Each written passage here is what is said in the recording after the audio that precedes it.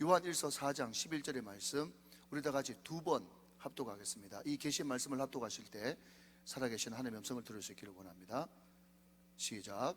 사랑하는 자들아, 하나님이 이같이 우리를 사랑하셨은즉 우리도 서로 사랑하는 것이 마땅하도다. 한 번 더.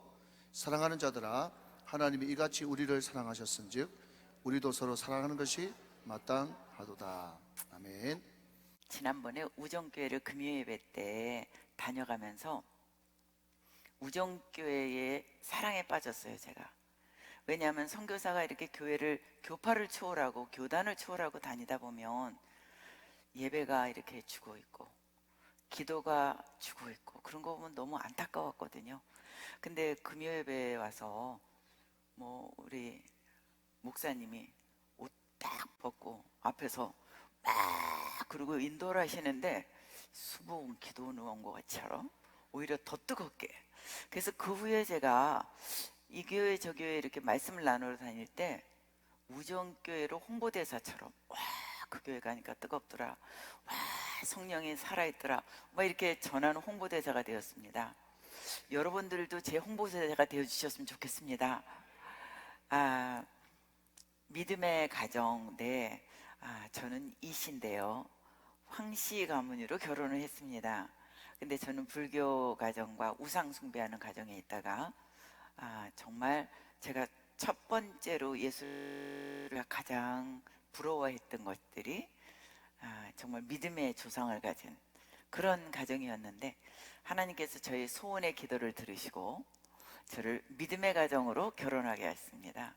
근데 이제 믿음의 가정에 저희 시댁이 그 믿음의 역사를 보면 저희 시아버님이 계시고 그 위에 시할아버지 할머니, 그 위에 증조 할머니가 계신데 그 할머니가 선교사님에게 복음을 듣고 예수를 잘 믿으시다가 나중에 천국 가실 때는 이렇게 기도하는 모습으로 무릎 꿇고 기도하는 모습으로 천국을 가셨다 그래요.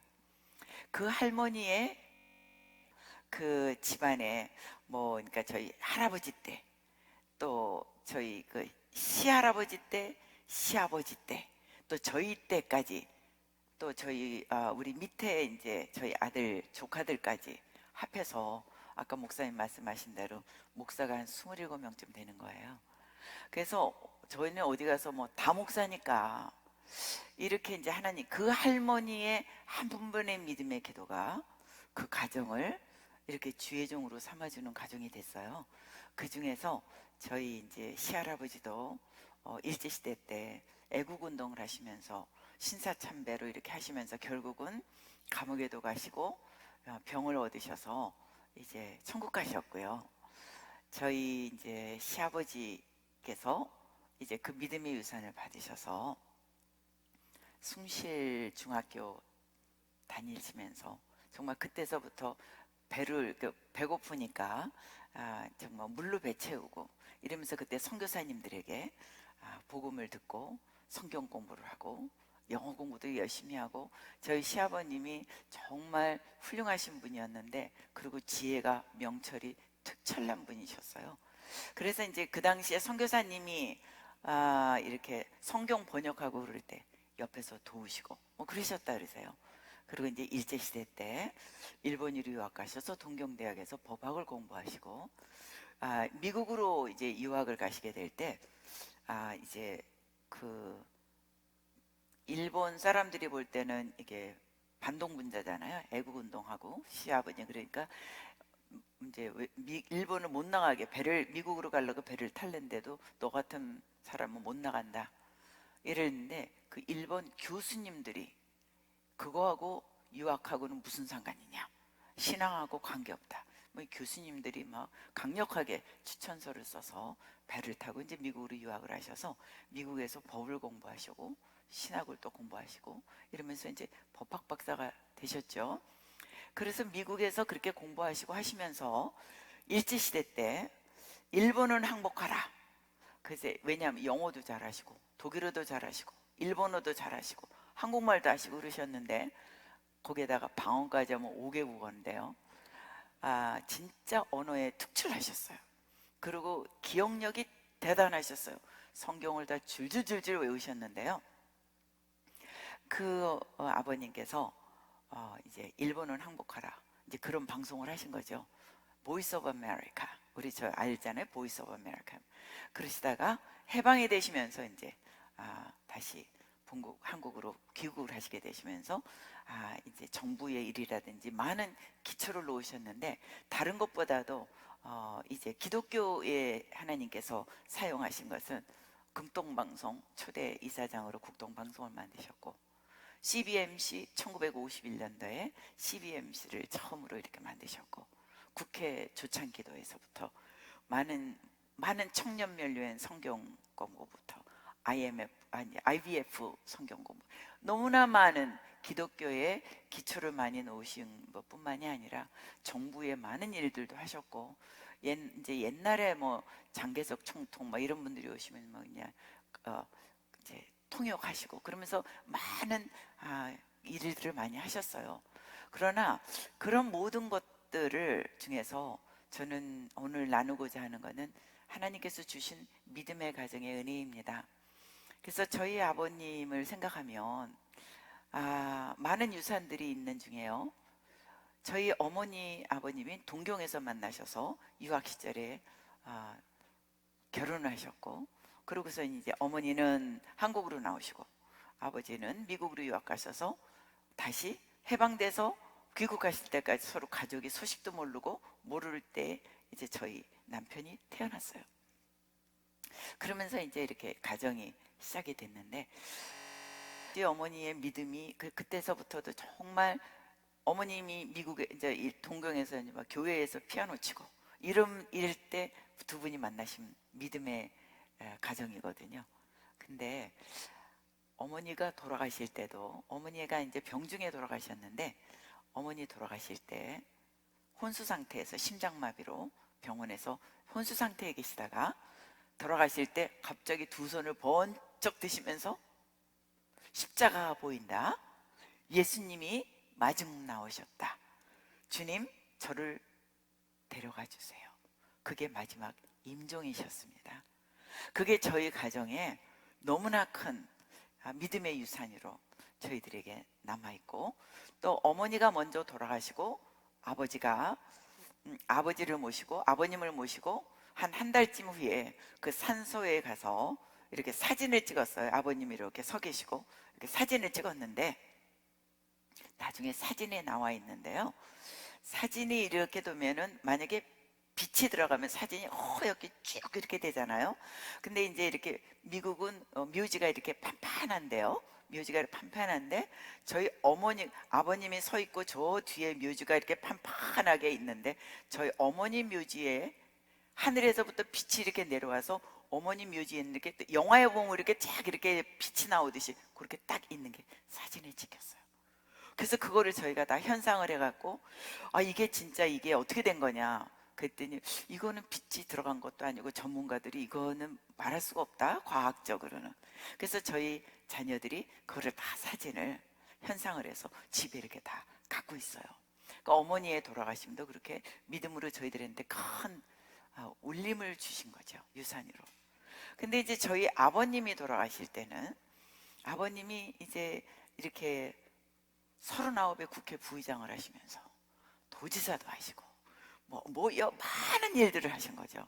많은 일들을 하셨지만 그렇게 바쁘시면서도 항상 제일 먼저 하신 거는 주일학교 교사를 항상 하셨다는 거예요. 그래서 제자들 양육하는 것에 전력을 다하셨고, 또 많이 바빠서 돌아다니시고 간증도 하시고 막 그러셨지만 평생을 제자 양육하는 것에 굉장히 많이 힘을 다하셔서 아버님의 제자들이 저희 나라 당대에 신학교 총장, 외무부 장관, 최신부 장관, 비즈니스맨, 목사, 선교사, 너무나 많은 훌륭한 제자들이 많이 하나님이 배출시켜 주셨어요. 그래서 아버님이 돌아가시고 나서 10주기가 됐을 때 한국에 계신 제자, 외국에 있는 제자들이 서로 연락을 해서 그 제자들이 나이가 78세, 76세 막 이렇게 많이 되신 거예요. 그러니까 우리 스승이 미국에 돌아가셨을 때 장례식도 제대로 못 참석했는데 10주기를 우리가 해드렸으면 좋겠다. 그래갖고 외국에 있는 제자들도 다 오셔서 서울에 있는 호텔을 빌리셔서 추모 예배를 해드렸어요. 그러면서 가족들은 참석만 해라. 그때 그게 저희한테 굉장히 큰, 와, 과연 당대에 살아계신 스승의 생일이나 기념도 하기 어려운데 돌아가신 지 10년이 되는 스승을 기념해서 세계 각국에서 와서 추모 예배를 드린다. 정말 아버님이 잘 살으셨구나. 근데 그분들의 말씀은 뭐냐면, 우리는 그 스승이 아니었으면 예수도 안 믿었고, 우리는 그 스승이었으면 지금 이렇게 믿음으로 이렇게 살 수가 없었다. 다 눈물을 흘리면서 고백하시는 거예요. 근데 오늘 일부 예배가 끝나고 났는데 어느 분을 잠깐 만나 뵀어요. 그분이 미국에서 유학하실 때 저희 아버님이 하시던 목회하시던 충영교회의 청년이었어요. 청년이었는데 유학 시절에 담임 목사님이셨죠. 저희 아버님이. 저희 아버님이 한국에서 이렇게 활동을 하시다가 60이 되셔서 결국은 목사 안수를 받으시고 이제 자녀들이 미국에 있으니까 미국으로 가셔서 20년 동안을 목회를 하시다가 80에 천국을 가셨는데, 그때 계시던 성도님이 만나게 됐어요. 그래서 잠시 인사를 나누는데 막 울어요, 제 앞에서. 너무 감동이 됐고, 그 황성수 목사님 말씀을 하시고 저희 남편은 황희철 목사님 말씀을 하시고, 가족이 강대상에서 제가 며느리니까 이렇게 말씀을 나누는데 그 황성수 목사님이 너무 그립고 막 생각이 나서 계속 울었다는 거예요. 근데 저하고 얘기하면서도 계속 우시는 거예요. 그러면서 정말 훌륭한 어른이었고 인격적으로도 정말 그런 저의 멘토였고 막 이렇게 하면서 막 우시는 거예요. 그래서 진짜 저도 또 한번 감사하고 감동을 받았습니다. 근데 저희 아버님이 그렇게 믿음의 사람이셨고, 제가 기억하는 날 식당에 가든 어디를 가든 누구한테도 반말 한 번 안 하셨고, 항상 존댓말로 항상 겸손하시게, 정말 겸손하셨고 정말 귀한 믿음의 어른이셨습니다. 그래서 여태까지 제가 살아나가는 동안에 전국을 다니다 보면, 여기저기 사람을 만나다 보면 저희 아버님이 알고 기억하시는 분들이 많은데 한 번도 아버님에 대해서 나쁜 말을 하지를 않고, 물론 제 앞이니까 안 하셨겠지만, 그러나 정말 훌륭한 어른이고 존경하고 정말 그분들에게 울림을 주는 그런 스승이었던 것들을 저는 참 너무 감사하고 자랑스럽게 생각하고 있는데요. 그 아버님의 마지막에 췌장암으로 돌아가셨는데요. 6개월 만에 이제 돌아가셨어요. 췌장암 수술을 하시고 병중에서 중환자실에 계실 때 저희 형제들이 돌아가면서 아버님 병간호를 하는데, 마침 저희 부부가 중환자실 간호하는 그 시간에 혼수 상태에서 그냥 뭐 정신이 없으셨는데 갑자기 소리를 꽉 치시는 거예요. 그래서 소리를 들어보니까 주 예수를 믿어라, 그러면 너와 너의 가정이 구원을 얻으리라, 큰 소리로 복음을 전하시는 거예요. 그랬다가 막 독일 말로 했다가 영어로 다 복음을 전하시는 거예요. 그때 너무나 저희들에게 감격이 됐어요. 우리는 혼수 상태에서 무슨 소리를 할까? 과연 우리도 혼수 상태에서 복음을 전할 수 있을까?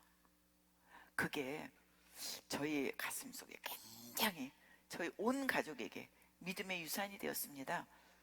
근데 저희 아버님이 미국에서 돌아가셨는데도 미국 의회에서, 로스앤젤레스 의회에서 조의를 표합니다를 5일 동안을 붙여놓고 굉장히 경의를 표했습니다. 왜냐하면 그 로스앤젤레스 시 안에서도 이렇게 믿음뿐만이 아니라 믿지 않는 그런 그 전체의 그 지역 사회에도 너무 훌륭하게 지역 사회를 잘 섬기셨기 때문에 외국인이 돌아가셨는데도 그렇게 다들 존경하고 그렇게 하나님 앞에서 그렇게 가셨습니다.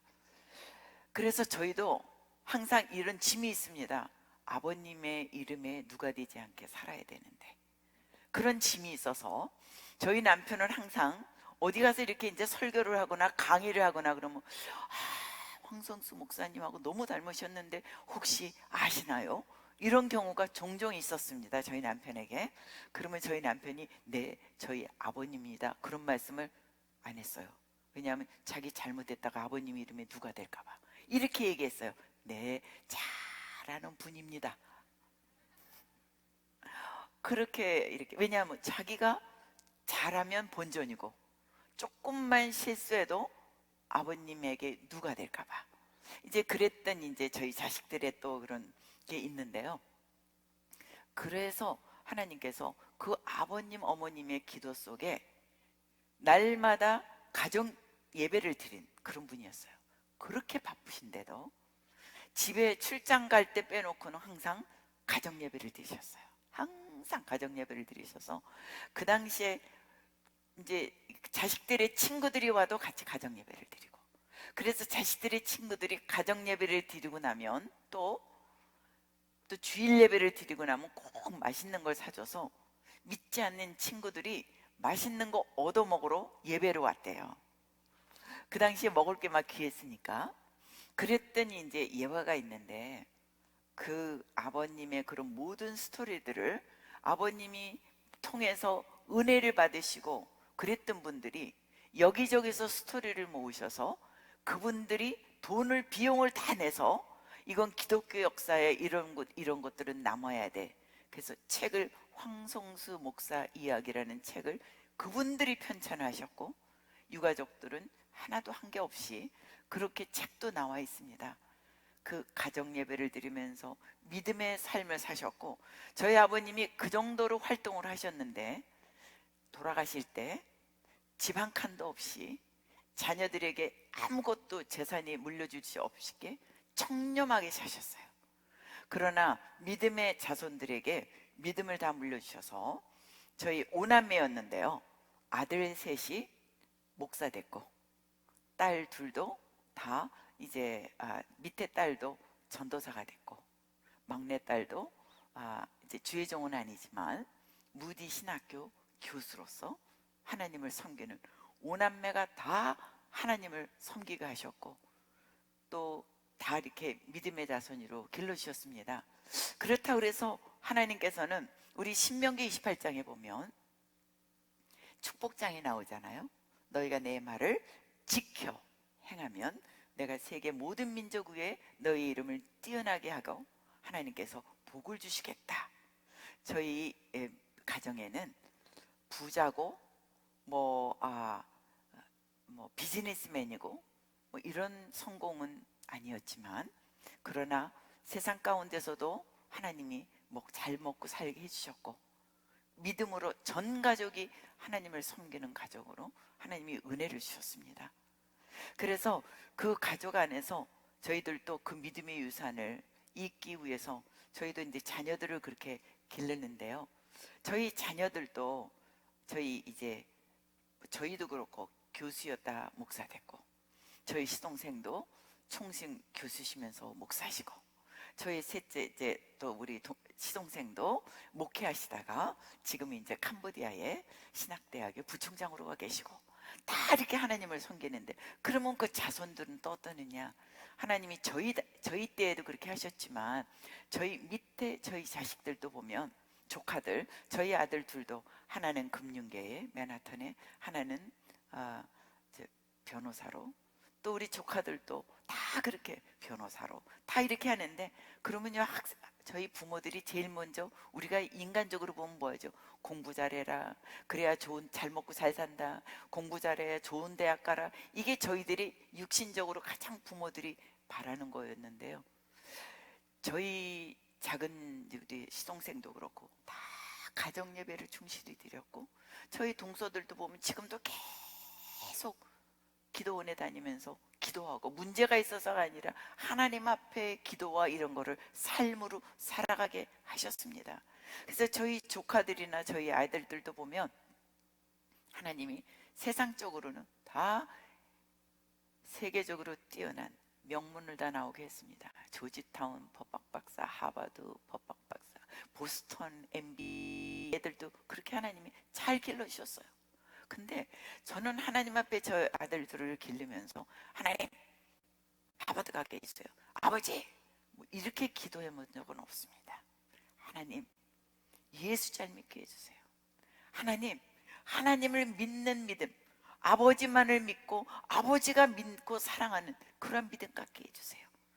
그게 처음부터 지금까지 걔네들이 뱃속에 태어날 때부터 제가 무릎 꿇고 기도하기는, 하나님, 그런 믿음의 자식 주십시오. 준비됐습니다. 그리고 무릎 꿇고 기도하고, 또 그 아이들이 태어나서 또 임신했다고 했을 때도 하나님 생명 주셔서 감사합니다. 이 생명이 주님 하나님의 영광을 위하여 믿음 가운데 자라도록 주님이 친히 뱃속서부터 길러 주옵소서. 그러면서 금식을 하면서 애들을 낳고, 또 기르면서도 계속 그 기도였어요. 건강하게 영육간에 강건하게 자라다가 주 예수 그리스도의 영광에서 살게 하여 주옵소서. 지금도 마찬가지입니다. 그런 저희 아이들 학원 보내본 적 없습니다. 저희 조카들 학원 가본 적 없습니다. 그러나 하나님께서 친히 길러주셨습니다. 왜냐하면 걔네들의 마음속에 하나님이 누구이신지를 알기 때문에. 그들이 목적은 세상의 성공이나 세상의 그런 명예와 부자가 되겠다는, 그것 물론 밑에 깔려 있겠지만 그게 목적이 아니었으니까 하나님 앞에 그렇게 애들이 하나님이 길러주셨고, 또 지금은 그렇게 아이들이 잘 세상 가운데서도 부럽지 않게 그런 가정으로 길러주셨습니다. 근데 그 중에서 저는 제가 이제 저희 가정을, 우리 아이들을 위해서 어떻게 했는지를 같이 나누면은요, 그 중에서 사건이 있었습니다. 다 말씀드리지는 못하지만 사건 중에 하나는, 저희 이제 작은 아이가, 우리 큰 아이는 모범생입니다. 이거 할래? 그래요, 할게요. 그러면 걔는 틀림없이 하는 애였고요. 속색인 게 없이 완전히 모범생. 근데 저희 둘째는 몸이 약했습니다. 태어날 때부터 제가 몸이 약했기 때문에. 그래서 제가 약해서 맨날 이렇게 빈혈이 있고 쓰러지고 뭐 이래서 아기가 한 달 먼저 조산을 했고, 그렇게 그러니까 인큐베이터는 안 들어갔지만 굉장히 약하게, 그래서 맨날 병치레를, 태어나서부터 병치레를 했습니다. 저에게 눈물의 기도는 그 아이 때문에 하나님 앞에 눈물의 기도를 할 수밖에 없었고요. 그래서 계속 그렇게 기도를 하는 중에 그 아이가 맨날 아프면서 자라면서 저는 그 아이를 통해서 하나님을 체험을 많이 했습니다. 그래서 하루는 기도를 하는데, 걔가 아파서 있을 때 기도할 때, 그게가 한 살 반, 2살, 말도 잘 못하는데 너무 안타깝고 어떻게 할 수는 없고 병원에서도 못한다 그럴 때, 그때 기도하는데 하나님이 그걸 주셨습니다.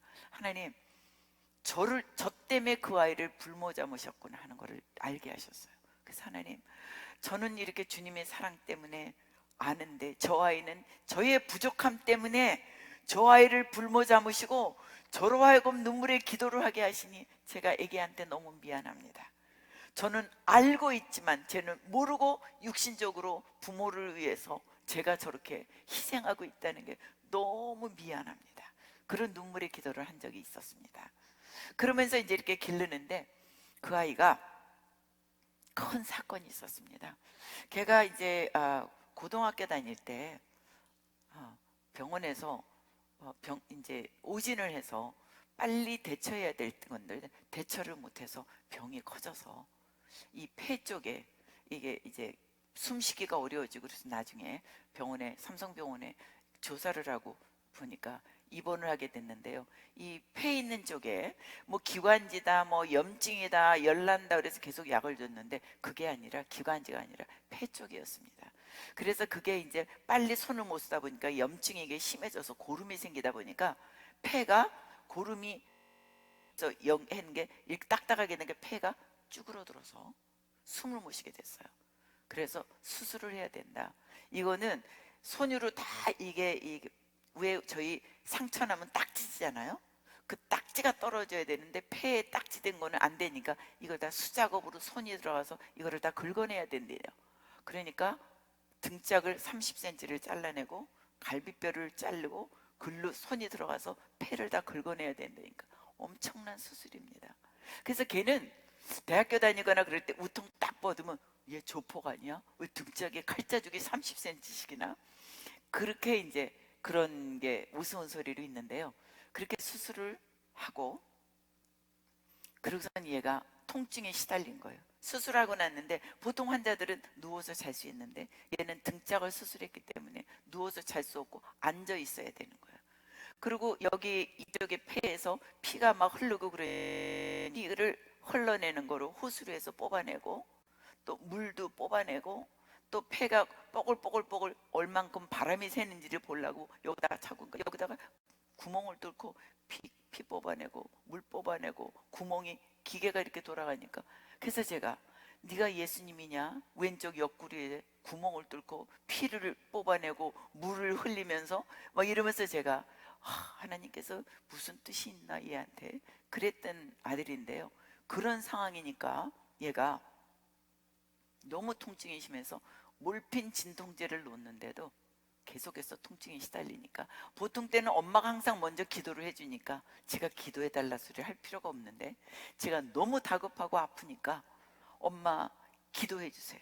제가 기도하고 있는데도 저를 붙들고 엄마 기도하고 주세요.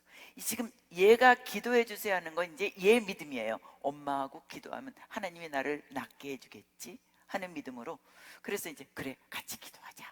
그리고 간절히 기도했는데 하나님은 저희 아들의 믿음을 들으시고 즉각 통증을 멈게 하셔서 그 후로 몰핀을 안 맞았어요. 그랬더니 이제 병원에서 그러면 타이레놀이라도 먹으라고 타이레놀을 주고 갔는데 타이레놀도 먹을 필요가 없이 그 아픈 수술 중에서도 하나님이 통증을 느끼지 않게 멈춰주셨어요.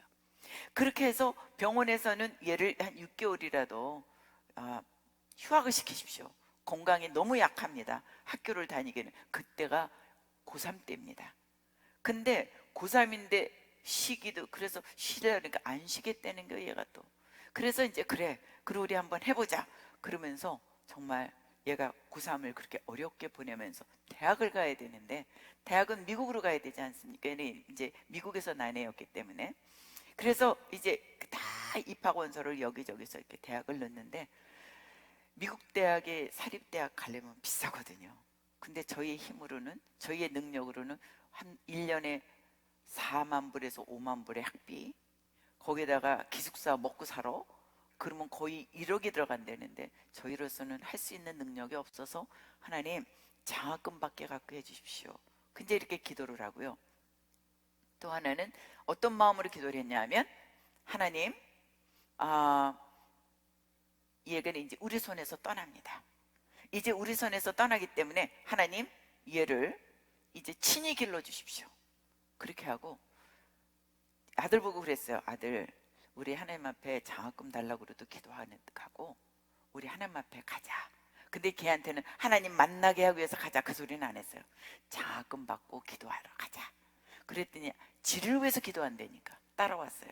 그럼 엄마는 열흘 금식할 테니까 너는 그냥 먹고 기도해. 하루에 5번 기도원 예배가 있는데 너는 3번만 기도해. 이제 이렇게 얘기했어요. 그랬더니 그러겠노라고. 이렇게 하고 저희가 이제 기도를 시작하는데요. 그래서 저는 금식하고 걔는 먹고 하루에 3번씩 기도하고 간절히 기도하는데 하나님께서 열흘쯤 다 됐는데 저에게 열흘을 더 연장해라. 아버지 사인해 주십시오. 근데 사인이 열흘을 더 연장하라 그런 말씀이 오셔서 제가 열흘을 더 연장했어요. 근데 기도원 원장님이 아니 무슨 기도를 하길래 20일씩 금식을 합니까? 그리고 저한테 물어오는 거예요. 그래서 우리 아들의 영혼을 위해서 기도합니다. 하나님을 만나게 해주세요. 말씀으로 하나님 만나게 해주세요. 그걸 위해서 기도합니다. 그랬더니 그분이 아니 암도 안 걸리고 죽을 병도 안 걸리는데 뭐 그런 것 때문에 20일씩을 금식합니까? 그래서 제가 아니요 암에 예수를 만나고 암이 걸렸으면 죽어도 천국인데 예수를 못 만나고 죽으면 지옥입니다. 저는 우리 아들이 죽을 병 걸린 것보다 하나님을 만나는 게 더 중요합니다. 이제 이렇게 하고서 금식을 하면서 20일이 이제 마지막이 됐어요. 마지막에 돼서 거기서 이제 그 마지막 날 예배를 드리는 중에 예배 드리고 둘이 이제 같이 손을 붙잡고 무릎을 꿇고 기도하는데 제 손등에 이렇게 손을 잡았는데 제 손등에 눈물이 툭툭툭툭툭 막 흐르는 거예요. 그래서 눈을 뜨고 보니까 얘가 계속 울고 있어요. 막 흐느끼면서 울고 있어요. 그래서 이제 기도를 하고 나오면서 왜 그랬어? 그리고 물어보니까 얘가 말을 못해요. 아직 진정이 안 돼서 말을 못하고, 나중에 이제 숙소로 돌아와서 진정이 된 후에 계속 눈물을 글렁거하는데 왜 울었냐? 그러고 물어보니까 여호수아 1장 말씀으로 하나님이 말씀해 주셨다는 거예요. 강하고 담대하라. 내가 너와 함께함이라. 네가 어디를 가든지 내가 너를 함께하고, 이러면서 여호수아 1장 말씀을 들은 거예요. 그 하나님을 말씀으로 만나고 나서 얘가 눈물을 흘리면서 하나님을 이제 체험한 거죠. 그리고 감사히 하산을 했습니다. 하산하고 오니까 이 대학 저 대학에서도 장학금 준다고 나와 있어요, 통지서가. 그래서 그 중에서 골라갈 수 있었어요. 그래서 그 중에서 지가 가장 가고 싶은 학교를, 명문을 골라서 이제 학교를 이제 가게 되는데요. 그랬더니 저희 남편 목사님은 너무 감사하다. 엄마가 20일 동안 그렇게 금식 잘하고 내려온 것도, 무사히 내려온 것도 감사하고, 네가 이렇게 하나님이 이렇게 또 이렇게 좋은 대학을 다 이렇게 장학금 갖게 해준 거 감사하니까 아빠는 감사 금식 기도하러 올라가야겠다, 3일 동안. 그러면서 아들 보고, 아빠는 올라가려고 그러는데 너 혹시 너 하나님 앞에 감사 기도하러 같이 올라갈래? 그랬더니 또 이 아이가 금방 20일 만에 내려왔는데 아빠가 자기를 위해서 감사 금식 기도로 올라간다니까 따라가더라고요. 그래서 가서 3일을 금식하면서 감사 금식 기도를 하고 내려왔어요. 그리고 이제 저희 품을 떠나서 이제 대학을 가게 됐어요. 근데 대학교 1학년을 들어가니까 집에서 못 보던 세상에 있는 게 다 본 거예요. 뭐 신입생 파티에서부터, 미국도 똑같지 않습니까? 거기서 가갖고 그렇게 하나님을 만났는데, 평생 동안을 집에서 그렇게 믿음을 지켰는데, 거기 가니까 걔 힘으로 혼자 믿음 지키기가 어려웠어요. 그래서 뭐 놀았다가 성적도 떨어졌다가 막 이러는 거예요. 근데 저는 이미 저희 아이들은 다 제가 제 손에서 떠났기 때문에 기도만 한 거예요. 맨날 기도만 한 거죠. 제 힘으로 아무것도 할 수 없으니까. 하나님의 아들입니다. 근데 하나님이 저한테 뭐라고 그전에도 말씀해 주셨냐면, 제가 자식들이 떨어뜨려 놓는 게 힘들어 갖고 막 기도할 때 하나님이 그러셨어요, 저보고. 내가 기르지 네가 기르냐? 내가 기른다. 네가 기른다고 잘 기를 것 같으니? 네가 기른다고 잘 기르는 거 아니야. 내가 기른다. 그 말씀을 들려주셔서 그 후로는 하나님 길러주세요. 아버지 자식입니다.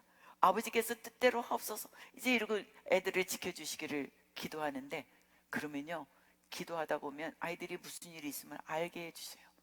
애들이 뭐 교통사고가 났다, 아니면 무슨 일이 있다, 그러면 꿈으로 보여주시든지 꼭 알게 해주시는 거예요. 그래서 저희 아이들은 제가 너 별일이 있니? 무슨 일이 있니? 그러면 처음에는 아니요 이래요. 그러다가 너 하나님 살아계신 거 알지? 그러면 그때는 이실직고 해요. 또 하나님이 우리 엄마한테 뭐 알려주셨구나 이러고, 그러면서 하나님께서 아이들을 길러주시는데, 그러다가 이 아이가 하나님을 그렇게 만나고 은혜 받고 간 애가 대학 가서 놀다 보니까 막 성적도 떨어지고, 이거 장학금 잘못하면 장학금도 끊어지게 생겼어요. 그때 얘가 집에 오는데, 방학에 집에 들어올 때 죄인처럼 온 거예요. 죄인처럼. 이제 한번 혼나겠다. 왜? 그런데 이제 그렇게 하고 이제 와서 무릎을 다 꿇는 거예요. 잘못했다. 근데 그때 저희 남편이 이렇게 얘기했어요. 저희 남편이, 아니야, 아빠도 경기고등학교 꼴찌로 졸업했어. 그때 아빠가, 근데 이제 저희 남편은 아버지가 하도 유명하니까 아빠하고 만날 시간이 없으니까 말썽을 일으키면 아빠가 자기한테 관심을 가져주겠지. 그렇게 하고 말썽을 피우고 꼴찌로 졸업한 사람인데, 그래도 기본적인 실력이 있으니까 그렇게 하고 유학을 가서 29에 미국에서 박사를 받았으니까 공부 못하는 사람은 아니었죠. 부모한테 관심 끌려고 말썽을 피운 거지. 그러니까 이제 자기를 생각하면서, 아빠는 너보다 더 말썽 부렸어, 아빠는 너보다 더 부족했어. 그러면서 그 아이를 혼낸 게 아니라 이렇게 세우고 그 아이를 꼭 안아줬어요. 괜찮아, 지금부터 잘하면 되지. 그러면서 그때 저희 부부가 느끼는 건 뭐냐면, 그래, 예수님의 십자가의 사랑, 그럼에도 불구하고 예수님께서 우리 잘못한 거 다 혼냈으면 우리 지금 남원하지도 않았다. 그러면서 그 사랑으로 아이들을, 이제 저희도 사실 젊었을 때는요, 좀 이렇게 해봐야지 저렇게 해봐야지 그런 게 실수가 많았습니다. 그러나 저희가, 하나님이 저희들을, 아이들을 통해서 저희들을 기르면서 저희가 부모가 먼저 철이 들게 되고 그리스도의 사랑에 알게 되면서 그리스도의 사랑으로 아이들을 이렇게 품게 될 수 있는 은혜를 주신 거죠. 그래서 아이들에게 이제 그렇게 하고 나니까 이 아이가 그때서부터 더 변화돼 갖고 다시 이렇게 하게 됐습니다. 그래서 결국은 지금 이렇게 훌륭하게 다 잘 길러주셨어요. 그래서 제가 여러분들에게 함께 나누는 건 뭐냐면요, 자식은 저희 다 알고 있잖아요. 자식이 저희 거가 아니라 하나님의 자식이라는 거. 또 자식에게 우리 힘으로 막 걔네들을 가르치려는데 마음대로 되든가요? 저희 힘으로는 아무것도 될 수 없다는 거. 그리고 저희는 하나님 앞에 모든 걸 맡겨드리고 부모가 먼저 믿음의 삶을 살아가면 그 믿음의 삶을 통해서 부모가 부족하지만 하나님께서 하나님의 방법으로 저희 아이들을 길러주신다는 걸 저희는 배우게 되었습니다. 그래서 그 후에 저희는 지금도 마찬가지입니다. 그러면 저는 뭘 하냐? 지금도 항상 사랑만 주려고 그럽니다. 저희들한테 사랑만. 왜? 부모가 할 수 있는 거는 사랑으로 아이들을 격려하고, 그럼에도 불구하고 아이들을 품어주고, 그럼에도 불구하고 그 아이 옆에 힘이 되어주고 친구가 되어주고, 어떤 상황에서도 우리 자식이 우리에게 돌아올 수 있는 부모. 그러니까 아이들이 예를 들자면 가출을 한다거나 뭐 나쁜 짓을 한다거나 공부를 못한다거나 어떤 문제점이 많다 하더라도 그 아이들이 바깥에서 돌아오지 못하는 거는 우리 부모가 나를 사랑하지 있다는 것을 확신을 못하는 거고, 또 그 아이들이 부모를 통해서 내가 다 받아들여지지 않는다고 생각하니까 바깥으로 방황하게 되는 것 같아요. 그래서 저희의 부모의 역할은 그럼에도 불구하고 그 아이가 뭐 어떤 중죄를 졌더라도 우리 부모는 나를 받아줘. 우리 부모는 나를 사랑해. 그게 십자가의 사랑이지 않습니까?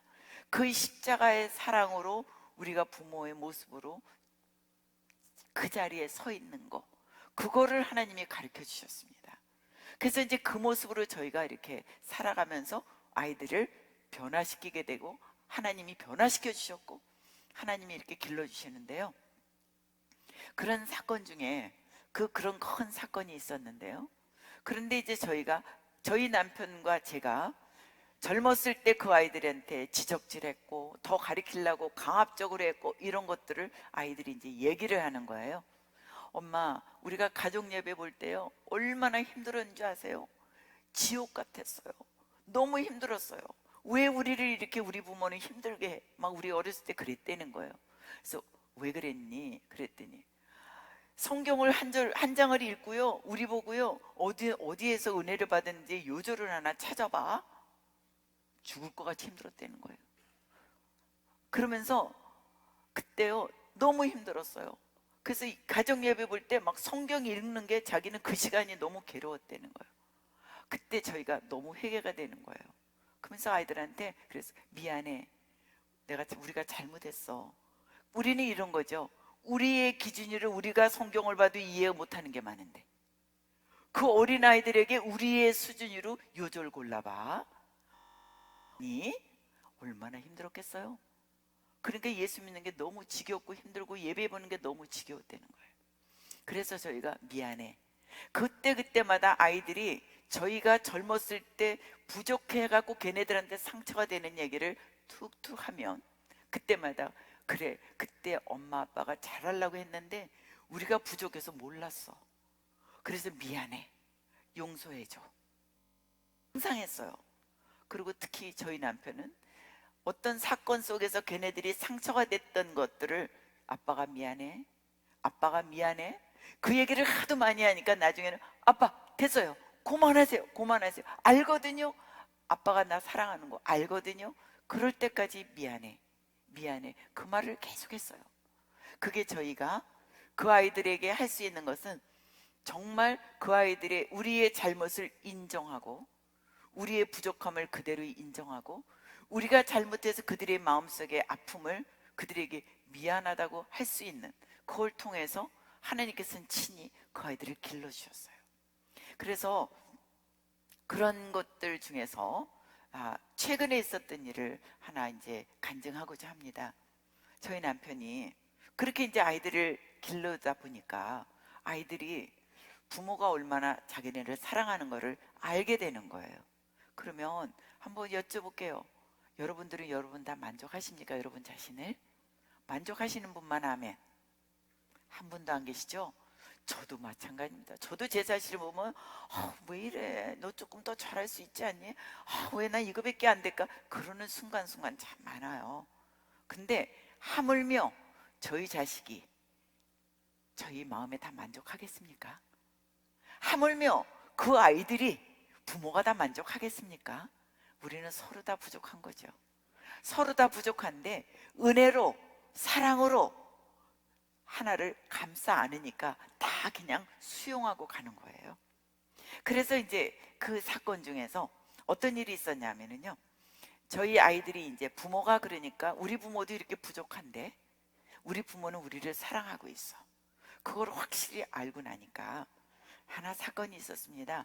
저희 남편이 아파서 병중에 계실 때, 사실은 저희 큰애는 결혼해서 벌써 아기가 있고 저희 둘째가 그해 12월 달에 결혼하기로 돼 있었습니다. 그랬는데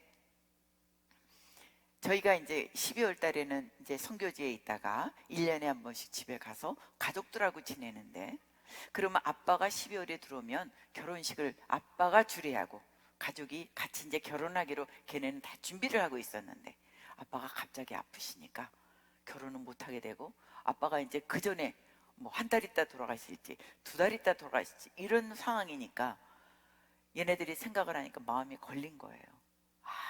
이러다가 우리가 아빠 돌아가시기 전에 아빠 앞에서 결혼식을 해야겠다.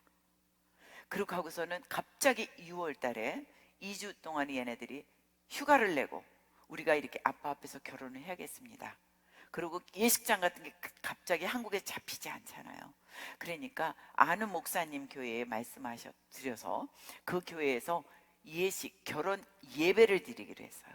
그래서 갑자기 2주 만에 그 일이 성사가 돼서 결혼 예배를 드리게 됐습니다. 근데 그 결혼 예배를 드릴 때 하나님께서 이제 남편이 39.5도 이래갖고 병원에 입원해 있으니까 저희는 기도했어요. 저희 남편도 기도했어요. 하나님, 제가 결혼식만 보게 해주시고 그때까지만 연장해 주십시오. 이제 이렇게 하고 이제 기도하는 거. 저 언제든지 데려가셔도 되는데 결혼식 끝날 때까지만 연장해 주십시오. 왜냐하면 너무 아이들에게 그게 한이 되고 미안해서, 그 아이들 마음에 평생 동안 그게 아이들한테 너무 한이 될 것 같아갖고 이제 그렇게 기도하고 있었는데요, 정말 결혼식 이틀 전부터 37.5도, 38도로 열이 떨어져서 병원에서 허락을 해서 교회에 예배에 오시게 됐어요. 그래서 이제 부축을 받아서 몸이 92kg를 다 부어서 암 환자가 막 이렇게 끼뚱끼뚱하고 부축을 받고 이제 결혼 예배에. 근데 아빠는 아빠대로 계속 울고, 왜? 자기가 죽기 전에 작은 아들 결혼 예배를 볼 수 있다는 게 너무 감사하고, 이러면서 이제 예식 가운데 아빠가 부축을 받고 올라가서 아들과 며느리를 이렇게 앞에 서 있는 신부 아들 며느리를 감싸 안으시고 간절히 마지막 전심을 다해서 축복 기도를 해주신 거예요. 그때 온 식장에 온 모든 분들이 다 울었어요. 그러면서 나도 우리 자식 때, 그 목사님들이 특히 나도 우리 자식 결혼식 때 내가 저렇게 축복 기도 해줬겠구나, 뭐 그런 목사님들도 계셨고 다 울었어요.